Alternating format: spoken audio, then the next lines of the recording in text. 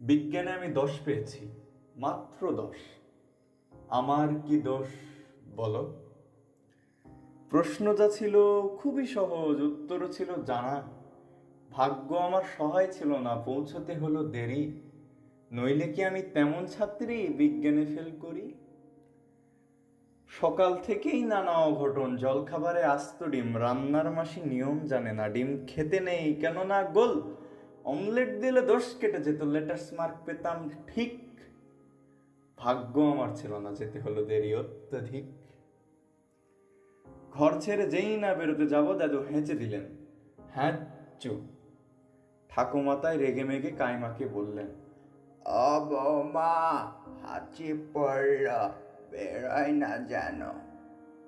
Tick টিক টিক। তক্ষুনি মা বললেন, ঠিক আছে ঠিক আছে, একটু বসে যাবে টুনি। অগত্যা তাই বসতে হলো। হাঁচির বিপদ যেই না কাটলো চৌকাঠে পা, আবার পড়লো বাধা, টুনি ঘরে বসে যা। কপালে দিয়েছি দইয়ের ফোঁটা, হাতে বিপদ তাড়িনি, কোমরে ঝুলছে ঢাউস মাদুলি, বিপদ এড়াতে পারিনি।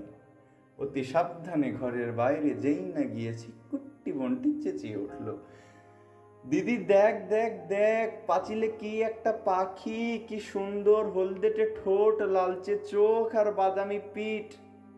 তাকিয়ে দেখি পাঁচিলে বসে আছে, হায় হায় ওটা এক শালিক। রিক্সো কাকু দিচ্ছে তাড়া, কিন্তু যাবার জো নেই, বাড়ির সবাই শালিক খুঁজছে, আয় রে শালিক আয়। আর এক শালিক না দেখে টুনি কি করে স্কুলে যায়? শালিক জুটলো অবশেষে, রিক্সা ছুটলো খুব জোরে, আর দেরি নেই পৌঁছতে স্কুলে। কিন্তু আমার পোড়া কপাল, হঠাৎ ব্রেক থামতেই হলো, পথ কেটে গেল কালো বেড়া। দেরির পরে আরো দেরি, দেরিতে গেলাম স্কুলে। সামনেই দেখি কি সর্বনাশ, বিজ্ঞান দিদিমণি। খুলে বললাম রাগে গসগস, বসতে দিলেন ঘরে।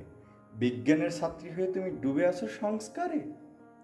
মুক্তমনা দিদিমণি অনেক বকাঝকার পরে প্রশ্ন এগিয়ে দিলেন, খাতা দিলেন। হঠাৎ চেয়ে দেখি পলানীলা শঙ্কে ভরা দিদির হাতের আঙুলগুলো। বিজ্ঞানে আমি 10 পেয়েছি, মাত্র 10। আমার কি দোষ বলো?